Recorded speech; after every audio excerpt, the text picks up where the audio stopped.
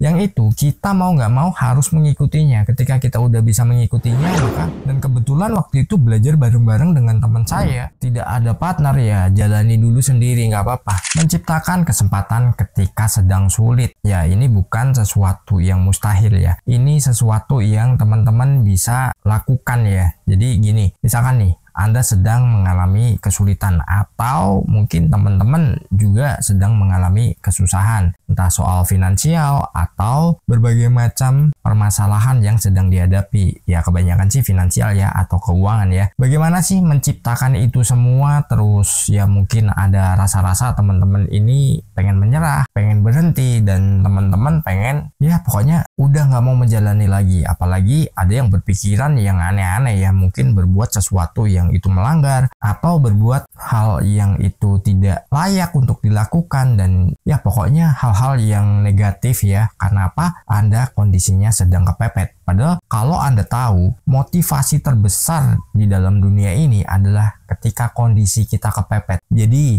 orang kepepet itu kalau dia mau menyadari bahwa wah ini harus berubah, ini harus inovatif, maka apa? Akan muncul ide-ide baru yang itu mungkin menjadi sebuah pemicu yang mungkin tadinya Anda bukan siapa-siapa, tapi Anda akan menjadi besar dan Anda akan menjadi orang yang semakin memiliki keberlimpahan. Ya bisa saja itu segala sesuatunya datang tiba-tiba ketika Anda sudah mengaplikasikan ide yang ada dalam pikiran Anda. Itu juga sesuatu yang bisa dijalankan oleh siapapun. Karena setiap kesempatan adalah hak setiap orang dan kesuksesan adalah hak setiap orang. Gak ada orang lain yang mewajibkan Anda untuk hidup susah, Anda hidup menderita, atau Anda hidup sengsara. Itu gak ada ya.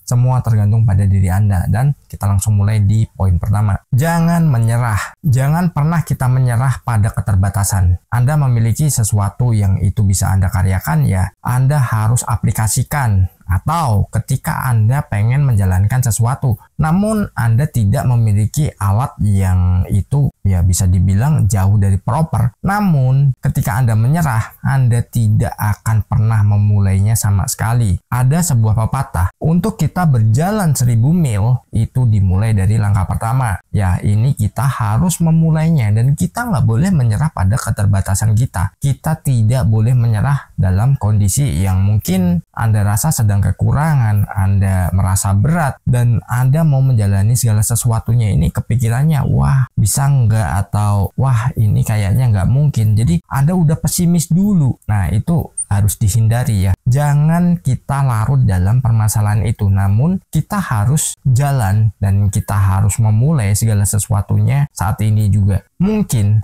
Anda punya ide apa, pengen mengaplikasikan dalam usaha, atau mungkin ada yang klasik banget nih, wah mau memulai sesuatu tapi belum ada modal, wah mau ini mau itu. Ketika Anda udah berprinsip seperti itu, maka ya Anda nggak akan pernah berani untuk memulainya dan Anda akan diam di tempat. Nah teman-teman, mungkin ada gagasan, ada ide dalam pikiran teman-teman, terus teman-teman mengalami ya mungkin hambatan-hambatan ya. Wah ini saya punya ide seperti ini, tapi saya mau mengaplikasikannya, hanya saja pasangan saya melarangnya, atau wah nggak dapat support dari sekitar, atau wah ini modalnya nggak ada, bla bla bla. Silahkan tulis di kolom komentar ya. Permasalahannya apa? Nanti kita diskusikan bareng ya. Kita urai bareng. Nanti kalau misalkan ada kesempatan, saya akan buatkan videonya. Jadi dari permasalahan teman-teman nanti kita akan urai dan kita akan buatkan videonya. Tapi nggak semuanya. Nanti kita pilih. Tapi di situ saya tetap membalasnya ya. Saya memberikan arahan kepada teman-teman. Silakan teman-teman tuliskan di kolom komentar, nggak perlu malu. Dan nanti ketika saya menjawab, kalau itu memang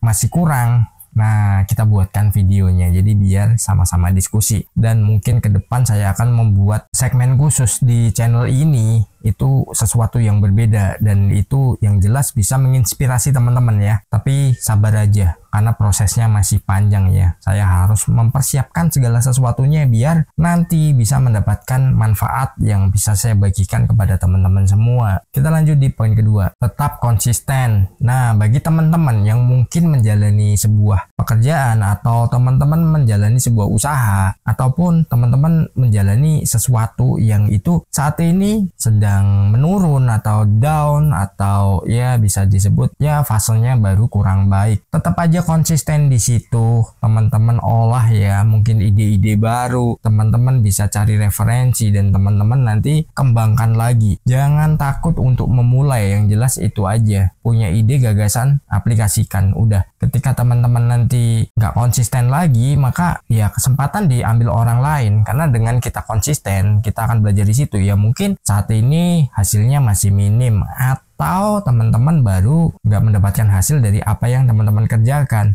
Jangan menyerah, tetap aja konsisten di situ, jalani terus sambil belajar. Oh, ini ternyata ada yang dirubah harusnya. Oh, ini ditambahi ini. Oh, aku harus ya mungkin ketika tidak bisa bermain kualitas, kita mainkan di kuantitas. Kalau kita tidak ada partner ya jalani dulu sendiri, nggak apa-apa. Jadi teman-teman harus tetap menjaga ya konsistensi ya. Ketika konsistensi udah teman-teman jaga, maka apa? Alam semesta akan melihat teman-teman ini orang yang punya komitmen, dan nanti alam semesta akan membukakan jalan ya. Percaya deh, ketika jalan udah dibuka, teman-teman nanti akan mendapatkan hasil yang sangat luar biasa, dan bisa saja itu lebih dari yang teman-teman perkirakan. Kita lanjut di poin ketiga, percaya diri sendiri. Nah, percaya diri sendiri itu teman-teman harus ya mungkin egois memang dibutuhkan. Karena apa? Ya, yang menjalani hidup adalah Anda sendiri, bukan orang lain yang mungkin orang-orang yang bilang lu nggak bakat di sini, lu nggak bisa di sini, lu begini, lu begitu. Yang itu intinya membuat Anda ini semakin tertekan. Wah, apa iya ya? Wah, kayaknya bener deh. Nah, ketika Anda nggak percaya pada diri Anda sendiri dan justru Anda lebih percaya ke orang lain, maka apa? Ya itu semua akan merubah teman-teman yang tadinya udah deket nih sama peluang yang sangat besar, maka teman-teman akan dijauhi peluang itu. Jadi nggak boleh komplain ketika peluang yang sebenarnya Anda udah geluti lama karena Anda nggak konsisten. Pertama, kedua, Anda fokus pada omongan orang, dan dari situ apa? Ketika itu udah maju, maka ya sudah, Anda akan ketinggalan, dan Anda nggak boleh komplain juga kepada orang itu. Dia nggak mengambil ide Anda, mungkin idenya sama, hanya saja keberanian eksekusinya yang berbeda. Saya punya pengalaman nih, wah ini kayaknya ke depan nih bisnis nih jalannya di online. Dari situ apa? Saya banyak yang melarangnya, wah nggak bakal maju karena yang namanya bisnis maya ya hasilnya maya. Tapi sekarang buktinya apa? Sekarang buktinya semua larinya ke online, bahkan mall aja kalah sama online. Dan kebetulan waktu itu belajar bareng-bareng dengan teman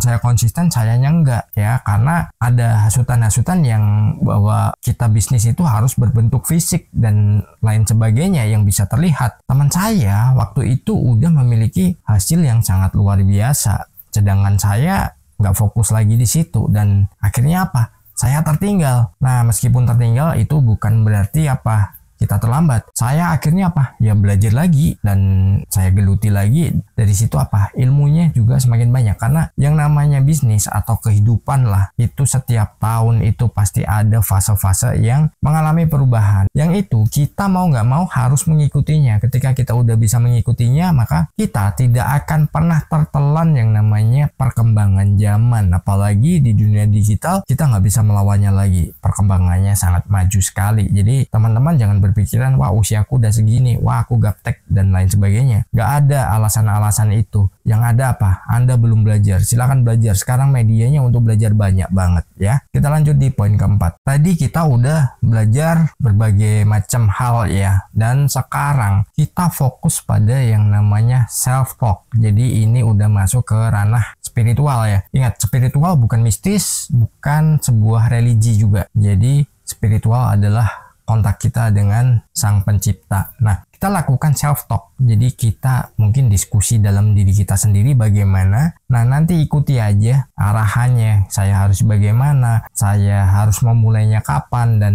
mungkin kalau ada pertimbangan-pertimbangan yang itu Anda ragu, Anda bisa konsultasikan dengan diri Anda sendiri. Karena apa? Diri Anda adalah sosok yang mengenal Anda. Dia lebih kenal Anda dibanding orang lain di sekitar Anda. Karena apa? Ya, Anda sakit, dia selalu ada. Anda gembira, dia selalu ada. Ketika Anda sering berkomunikasi dengan diri Anda sendiri, dengan batin Anda sendiri, maka apa? Yang namanya intuisi akan semakin terasa dan kepekaan Anda akan semakin meningkat. Silakan belajar, kalau mau bertanya silakan bertanya ya, tulis aja di kolom komentar, dan ingat segala sesuatu butuh waktu ya, karena setiap proses itu nggak ada yang sia-sia. Semua itu adalah sarana bagaimana kita bisa mengembangkan itu semua menjadi sebuah jalan agar kita selalu dalam keberlimpahan sesuai dengan apa yang menjadi impian kita. Salam harmonis. Di layar kecil cerita dimulai, channel Kurai Mimpi